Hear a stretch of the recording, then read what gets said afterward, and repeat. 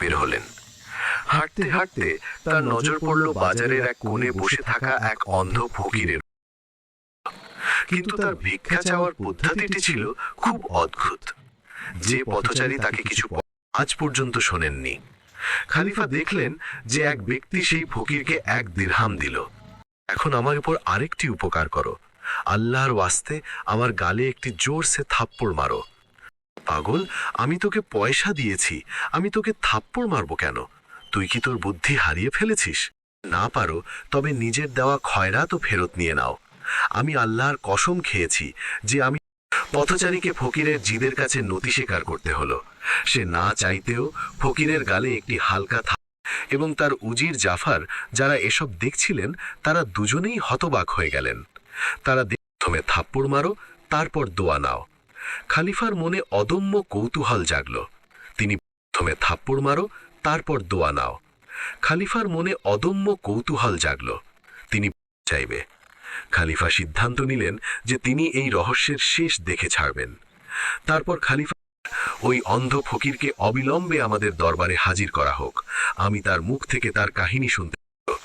দরবার বসেছিল আর চারদিকে পিন পতন নীরবতা ছিল। অন্ধ ফকিরকে খালিফার সিংহাসন প্রশ্ন, তুমি খয়রাত নেওয়ার বিনিময়ে মানুষকে দিয়ে নিজেকে থাপ্পড় কেন খাওয়াও? এবং তার চোখ দিয়ে অশ্রু ঝরতে লাগলো। তারপর ফকির কাঁপানো গলায় বলল, হে আমিরুল মুমিনিন, আমি আপনার মতো না হলেও অন্তত একজন বাদশার মতো জীবন কাটাতাম। আমার কাছে 80টি উটের কাফেলা, আমার নিজের লোভ এবং একটি গুনাহের ফল। এই থাপ্পড় আমার সেই পাপেরই শাস্তি। উজির হুকুম তামিল করলেন এবং সিপাহীদের পাঠিয়ে ওই ফকিরকে সম্মানের সাথে দরবার বসেছিল আর চারদিকে পিন পতন নীরবতা ছিল। অন্ধ ফকিরকে খালিফার উজির হুকুম তামিল করলেন এবং সিপাহীদের পাঠিয়ে ওই ফকিরকে সম্মানের সাথে এবং তার চোখ দিয়ে অশ্রু ঝরতে লাগলো। তারপর ফকির কাঁপানো গলায় বলল, হে আমিরুল মুমিনিন, আমার নিজের লোভ এবং একটি গুনাহের ফল। এই থাপ্পড় আমার সেই পাপেরই শাস্তি। করলেন, 80টি উটের মালিক আর আজ একদানা খাবারের জন্য কাঙাল? আসলে শোনাও।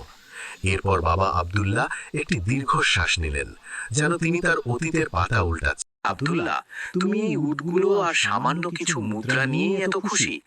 আমি এই মরুভূমিতে এমন একটি আমার ব্যবসা খুব ভালো চলছিল এবং আমার নিজের ধন সম্পদ নিয়ে খুব অহংকার ছিল। পথে এক দরবেশের সাথে আমার দেখা হলো। সেখানে মাটির নিচে সোনা, রূপা এবং হীরা জহরত পাহাড়ের মতো লুকিয়ে আছে। কিন্তু শর্ত হলো আমরা 80টি উটের উপর গুপ্তধন বোঝাই করব। আর তারপর গুপ্তধন সহ দেশের দিকে চলতে শুরু করলাম, যেখানে মৃত্যু এবং সম্পদ দুটোই আমাদের জন্য অপেক্ষা করছিল। পৌঁছে দরবেশ কাঠ জড়ো করলেন এবং একটি অদ্ভুত পাউডার বের করে আগুনে ফেললেন। আগুন পান্না এবং মোহর ছড়িয়েছিল। এখান থেকেই আমার ধ্বংসের শুরু হলো।